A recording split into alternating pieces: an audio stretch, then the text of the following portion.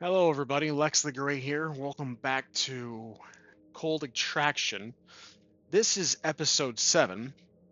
Got some upgrades here. I found this great DM shield that has some slots for documents. I've got several oracles in front of me, including this generator to the left, but the generator is mostly for fantasy.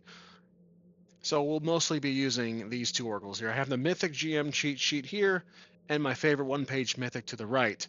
In the center right is my custom house rules for Savage Worlds. Now, huge change for this one. I've been contemplating it for a while since developing the house rule system. I've taken skills out. They are gone. Another experiment. This any action will fall on the 5 attributes, but modifiers will be applied more often to compensate for the lack of skills. Skills is what makes Savage Worlds rather unique, but I've noticed that this system is very modular. You can take things out, you can include things you want, and at the moment, I've decided to exclude skills. So that might ruffle some feathers with my viewers. However, I'm here to play, and that's what I want to try to do. And let's begin. So, both we have Keera here and Jax. They, in our Benny pool, Jax and Keera, just FYI. Camera's at more of an angle, so you can probably see these ponds a little better. Slightly. Kind of a 15-degree angle. We left off right here. This spot, to help you guys see better, I'm actually going to zoom in. There we go. Just a bit. Just a little bit. Okay.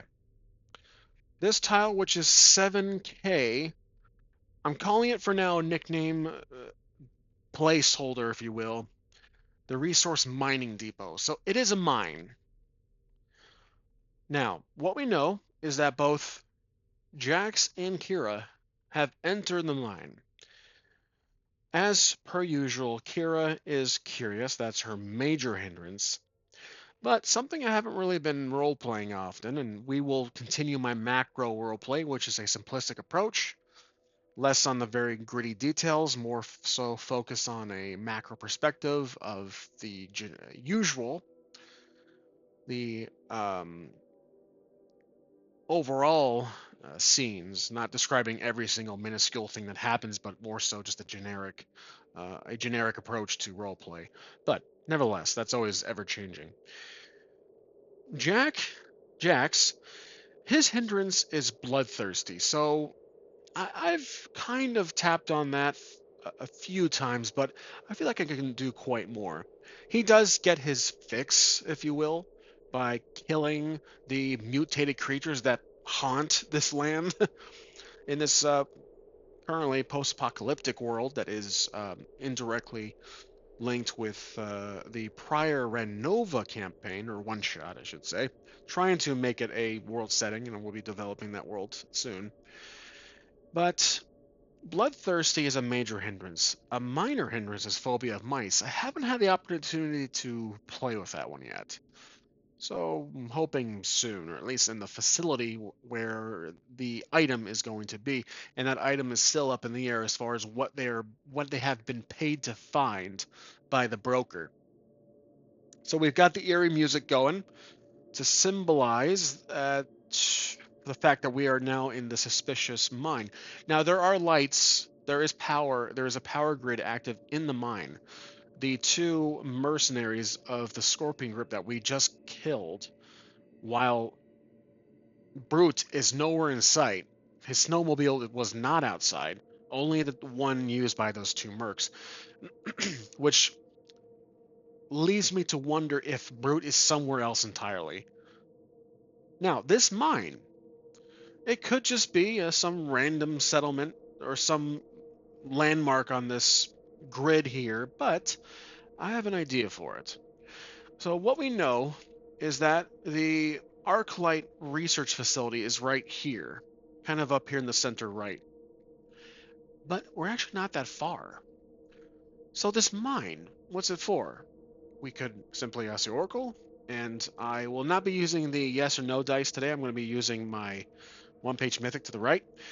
Now, I have a question for the world setting, the map itself.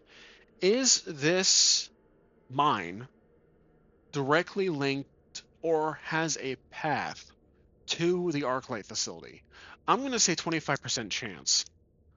And look at that. I rolled a solid 1.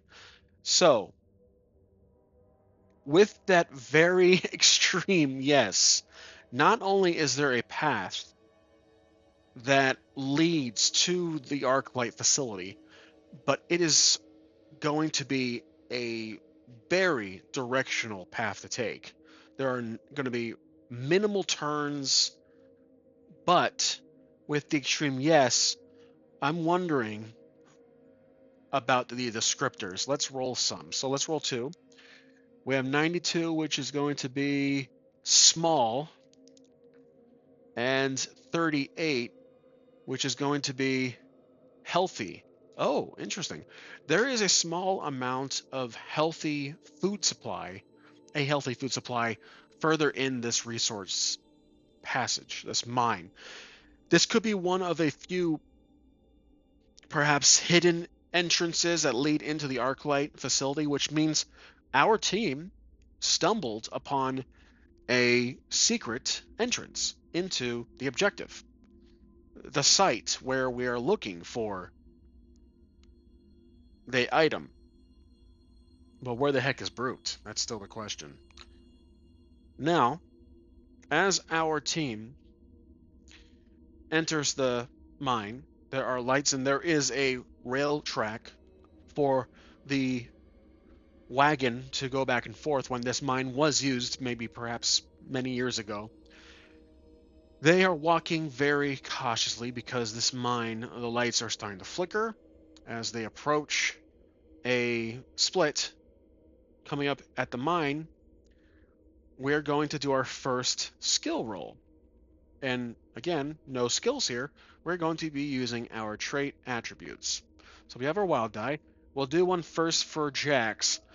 Basically, they're going to listen very carefully because the split, there's minimal noise. There's perhaps the howling of the winds coming from one of these paths that we can take, and that's what they're listening for. Jax, I believe, because he works out in the field more often as far as survival goes, out in the open, while Keera works more so in the shadows, tech, those kind of gigs. So I'm going to give a +1 for our friend Jax. This will be let's see, what skill or what trait would this fall under? So in Savage Worlds, this would be a typical notice roll, but that's linked to smarts, so this will be a smarts roll. His smarts roll is a d4, which is not very impressive, but we're giving him a +1 here to give that little kick he needs. Target number is, of course, 4 +1. That's going to be an ace here with the wild die, another ace with the wild die. And that's going to be 12, 13 plus 1 is 14. So 14 over 4 is 2 raises, which is very respectable. Because of that, not only does he know which direction to go, but he hears a voice coming from the right, along with the breeze. And that voice is a very large, deep voice, someone very commanding. And I believe Jax naturally expects it to be the Brute himself. So now let's do our notice roll for Keera. Her notice is under smarts, which is a d8, so she has an advantage here. But I will not include a +1. That's a success. That's a regular success. So both were actually hit the number we need. Keera can feel the wind coming from the right, But she notices Jax is listening intently and seems to be very concerned, very worried, but also eager for some reason. So let's say Kira whispers to Jax, "You hear something?" And Jax nods. He says he can hear a voice echoing through the path, and they should proceed with caution. Remember, he has a fresh amount of ammo, so we won't do an ammo check for quite a bit. Kira has her new crossbow, but it is one less than the Derringer.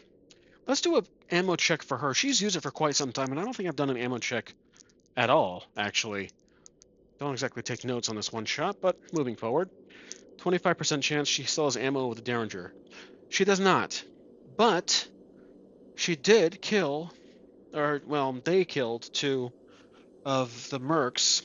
Did she pick up ammo? 75% chance. Yep, she did. So she's fine for now. She has ammo. It's universal ammo. I'm not really sticking to the specific gun, bullet type. But anyways, they are going to follow the tracks as the track splits and go down the path where they hear the voice. The voice is getting louder, and there are crates. The lights are flickering. There are boxes around, and they pass a wagon. The wagon's about halfway as the rail track, the wagon's tracks comes to a stop, and I'm going to roll for more descriptors to see what they encounter here. 34. Frightening. Ooh, okay, this should be interesting. It might be an encounter. Frightening 49. Large. It's a fight too. So they encounter something frightening, large, and it's going to fight. Well, this could be a creature.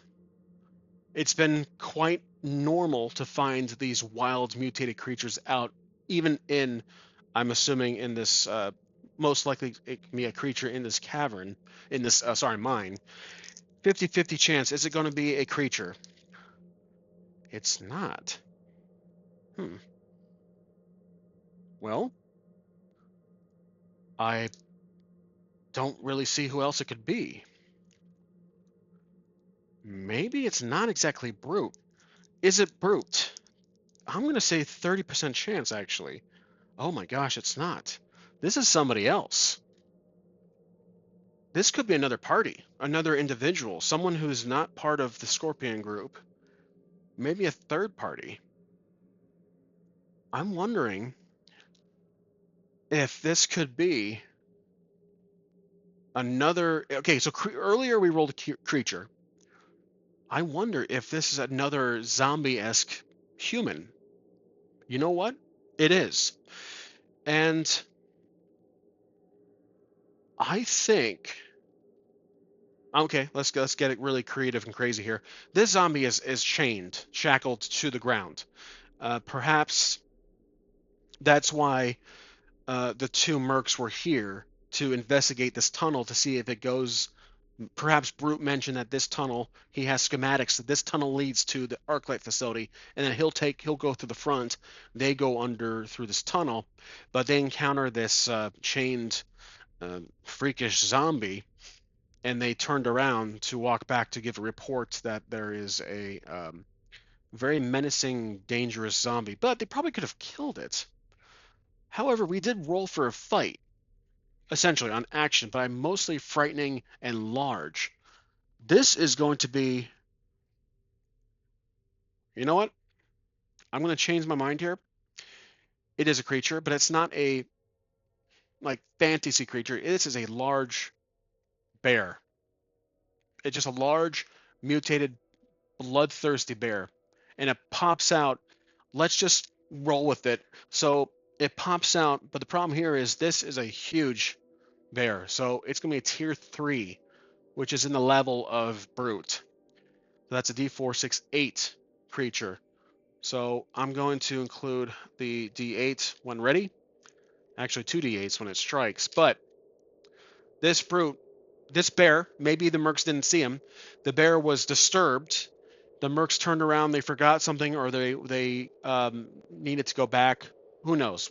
They're dead, so that's beyond our worry now, concern. This bear pops out. Like it was hibernating, and the mercs perhaps disturbed it. They left. Again, not too much play on that. But now we are face to face. But we heard voices coming from here. Was it human voices? 25% chance. It's not. We Jax heard. At first, I'm going to slight retcon here. Jax heard the bear, something growling. But because of this, they encounter it, and it attacks. It's not shackled. I'm dropping that idea. It's just a large, mutated, freakish-looking bear, and it attacks. So let's roll for initiative. We have our first encounter for today. We'll do the blue and the wild die to represent our characters. Let's roll. And, ooh, the bear goes first. Okay, interesting, barely. Now, the bear attacks Jax. He's the closest one. Or perhaps we did hear a male voice, but this bear was just a random encounter. Okay, let's keep the idea that we did hear a man's voice coming through the tunnel, through this mine, but this bear is just a random encounter. I like that. Let's keep that going. So the bear attacks. 2d8, its claws and its strength. Its d8's the universal dice for its attributes. And Jax's defense is 10.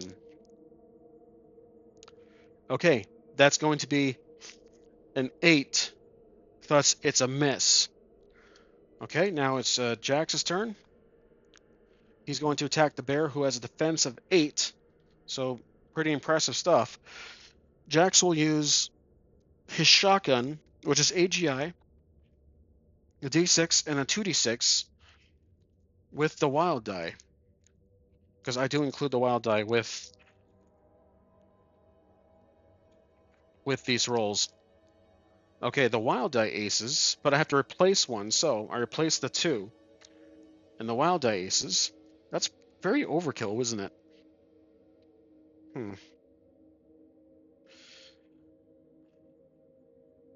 It would just be 1d6, though. Okay. Well, this is going to be the total damage of the bear. We have to the bear, so we have 11, 12, 13, 14, 15. That is well over. It's 8 with 1 raise, technically. But I feel like that's too easy. Now, my house rules include the strength, but at the same time, I don't know. Maybe a wild die should not be included with the attack roll. I might modify my house roll. Let's try it out. Let's re-roll. I feel like that's just too easy. Sometimes the wild die helps, sometimes it doesn't. So let's just roll the AGI with d6 and the 2d6 additionally. Okay, we have 6, 9, 10. There we go. That's a little more fair for the bear. 9, 10. That's a shaking condition. Okay. So now Keera attacks. So essentially, the wild die can only be used for checks, for actions, not the attack damage roll. Keera attacks with her crossbow, which she wants to try out now. That's going to be AGI plus a d6. So that's a d8 plus a d6. Rolling against the defense of 8. That's 9. And that's a shaken, which means that's 2. Shaken's thus a wound. They defeat the bear. It's not a wild card, it's just a bear. And the bear has been killed. Now, they proceed on. Let me just check the action descriptors here. 31. I have an idea. I want to see if it works out. 31 and 6. So 31 is fragrant. 6 is bleak. There is a terrible smell, horrifying smell. And I'm wondering if the bear was eating something like a human body, be like in its little cave to the side. So I'm going to say 80% chance that's true. Oh, the dice really don't really want to work on me today. That's not. So it's a smell coming from further down the path.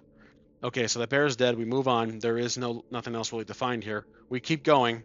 So perhaps we're about halfway through this path, and the smell is getting worse and worse. And we're basically both team members, Jax and Keera, are covering up their noses and saying, "What the hell is that smell? It's terrible." Keera says, "I smell worse before. I've worked in the sewers."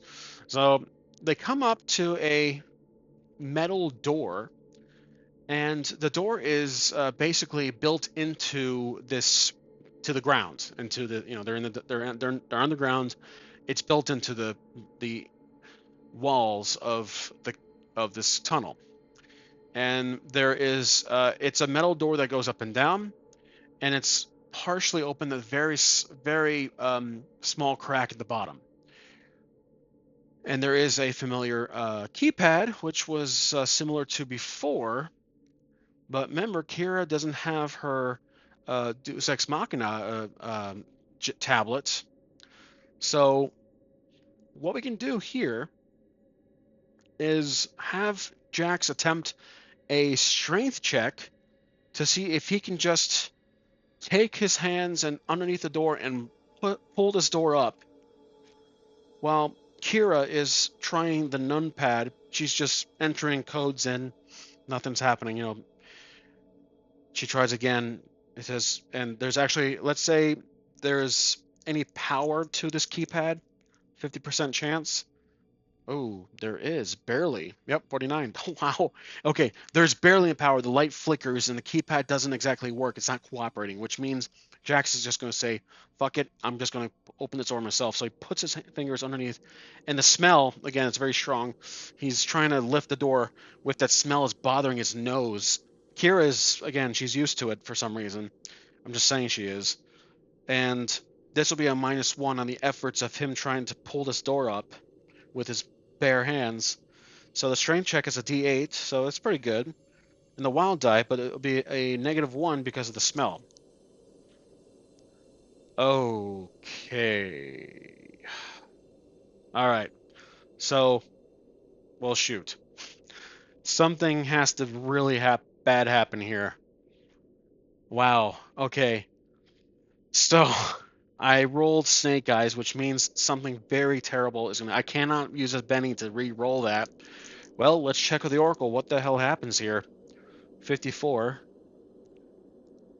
That's going to be loud. 5. Ooh.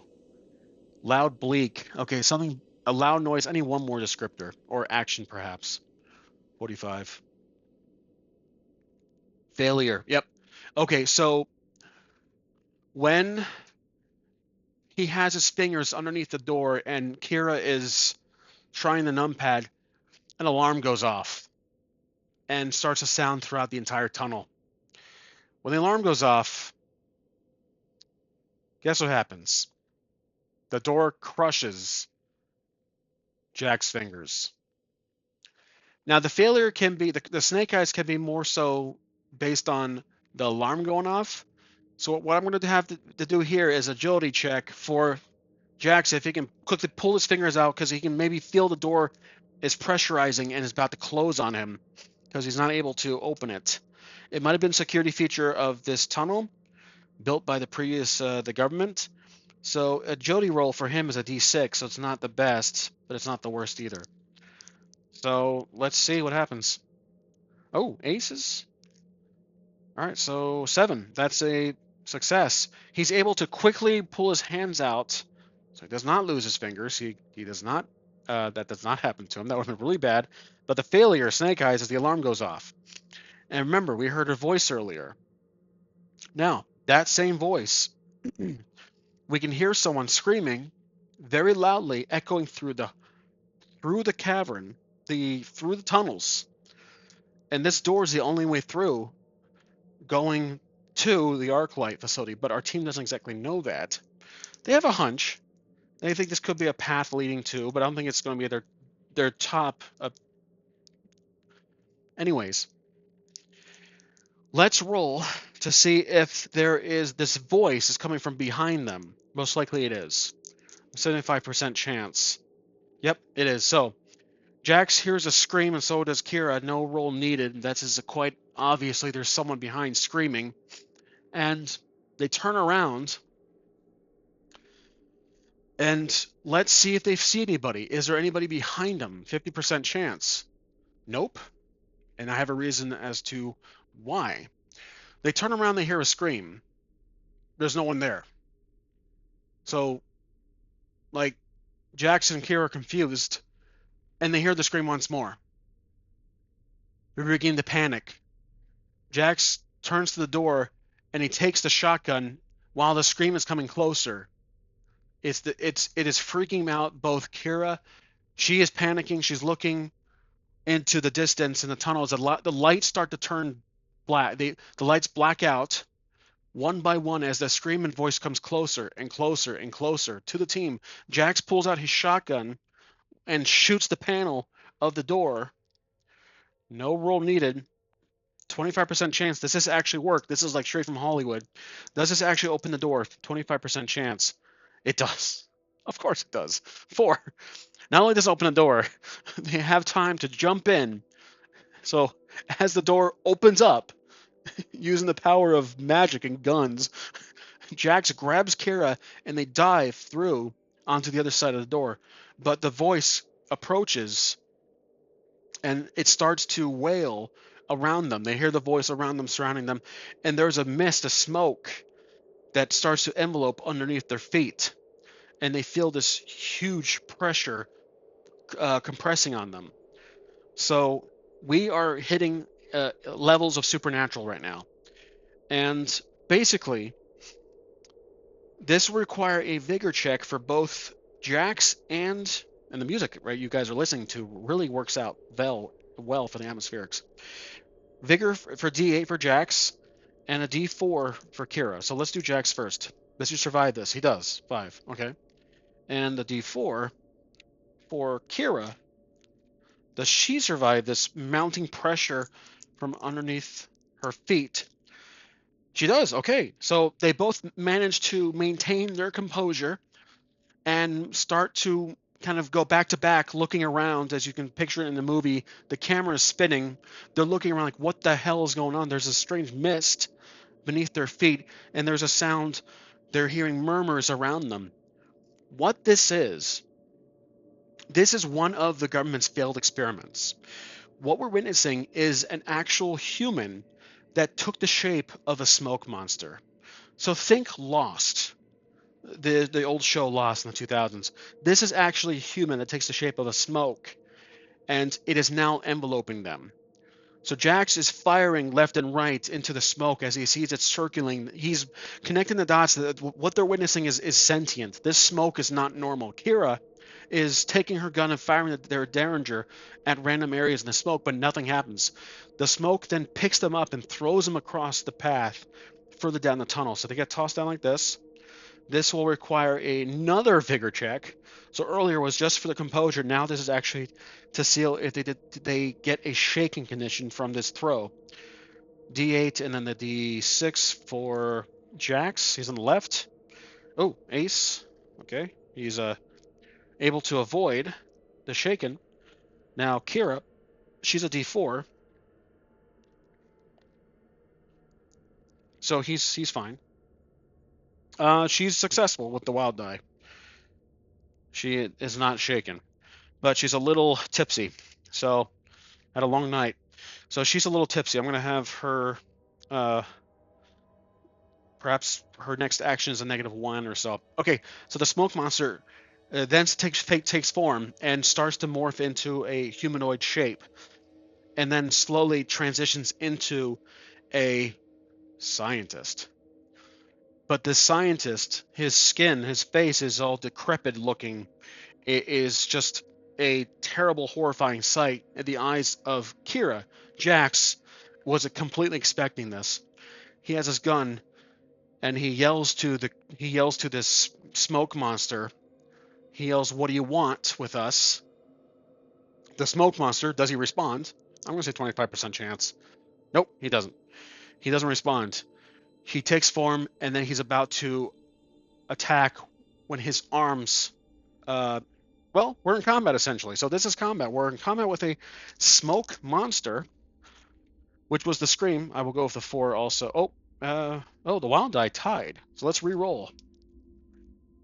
Okay, so the smoke monster goes first. Okay, which means the smoke monster does this with his hands, and the hands turn to smoke and bashes both of our characters. Now, this monster will be a D6, but he's a wild card. He's a very significant, powerful enemy. So he knocks both.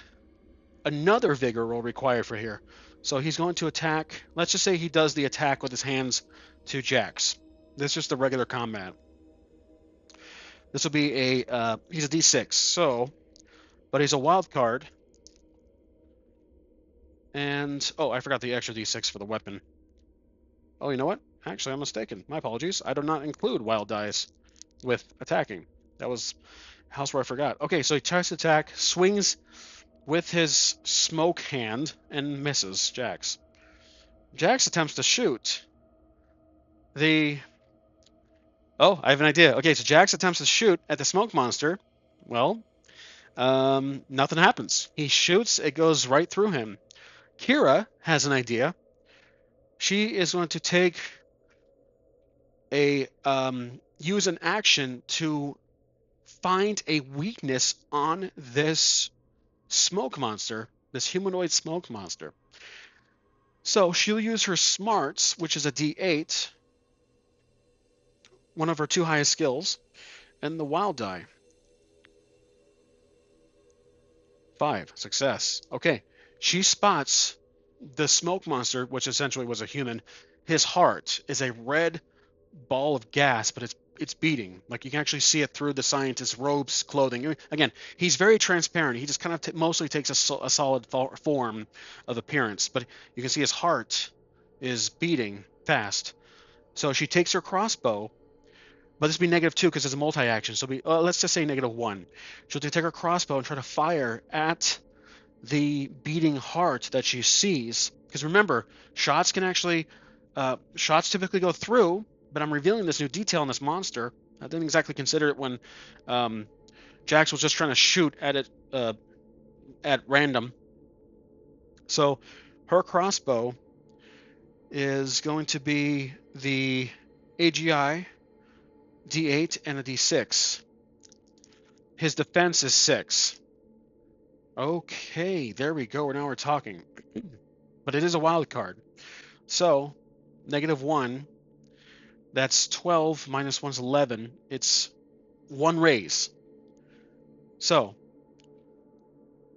that is a wound. Keera says, "Go for the heart," as she screams. And Jax, well, now it's the monster's turn. So, the monster is going to attack Keera for doing that. It attacks, I should say, with his 2d6. Kira's AC. Defense is 6. Oh, okay, Keera dodges. Good. Next is Jack's turn. He attacks the smoke monster with the gun now aimed at the heart. So this will be a +1. This is a group assist. She is helping, providing the info to Jax from the previous action. So he gets a +1 on this shot. This will be a D8. I'm sorry, a D6 with the 2d6s with the weapon. He takes a shot. Ooh, I have 2 aces. Okay. Wow. Okay, this is going to be a pretty high count. Let's use a red die for this attack. Wow. Okay, so we have 6, 12. Oh, it aced again. Oh my gosh, I'm out of red dice. I don't think let's roll again. 4. Okay. 5. Oh, you guys can see it. 1 second. There we go. This is Jack's roll. He had 3 aces, and yep, this one here. So 6, 12, 18, 19, 20, 21, 22, 23, 24, 25, 26, 27, 28 over 6. Mother God.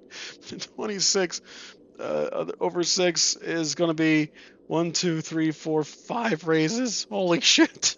5 raises. Okay, that's obviously 3 wounds. And the creature, um, I'm giving him a Benny for that. That deserves a Benny. I love it. He just decimates that creature. And the heart, the crystal heart shatters, or the gas form. Maybe it's a crystal. Yeah, sure. Let's say it's a crystal. It shatters, and the entire smoke monster just dissipates, and you hear a scream, and it echoes, and just the voice just um, disappears into the caverns. And they've defeated the very strange, our first wild card encounter, besides potentially upcoming brute.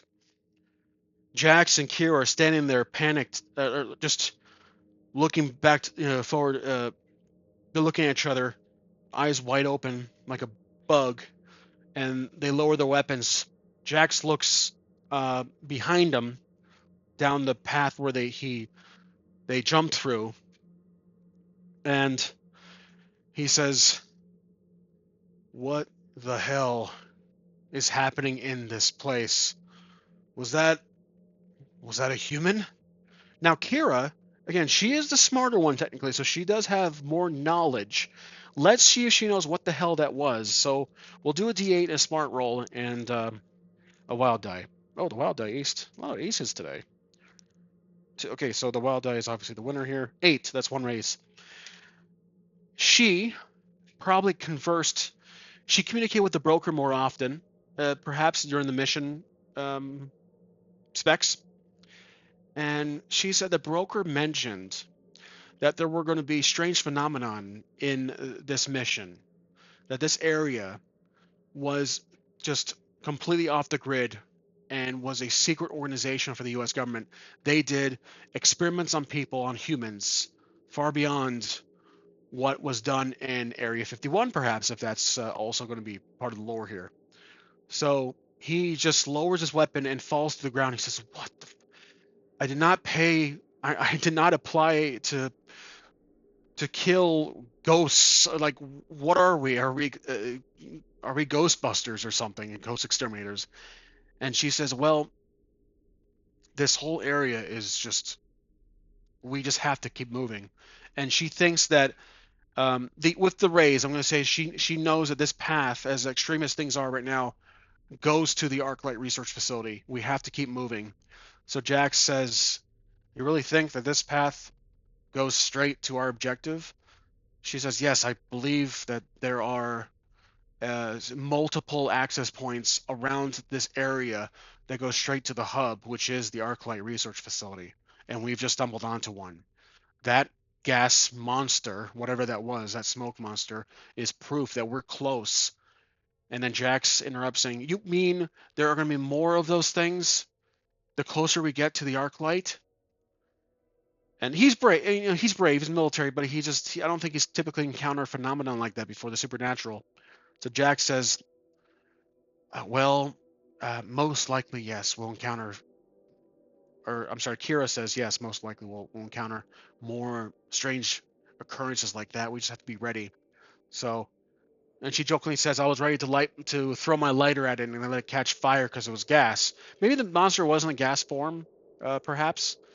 So he kind of giggles and or laughs and smirks, I should say, and then they continue on. So now they are going to be underground here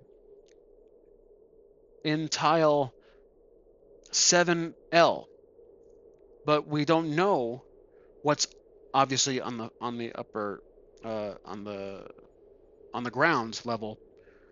The conditions, if it's more fields or forest, mountains, etc. We know there's underground in the cavern going straight to the Arclight Research Facility. So some really crazy stuff happened in this episode. Kind of a weak start, in my opinion, but I feel like that really sealed the deal as far as entertainment for myself, and I hope you guys enjoyed it too. But that's going to be it for this episode. We clocked in about 40 minutes now. And as always, thank you for watching.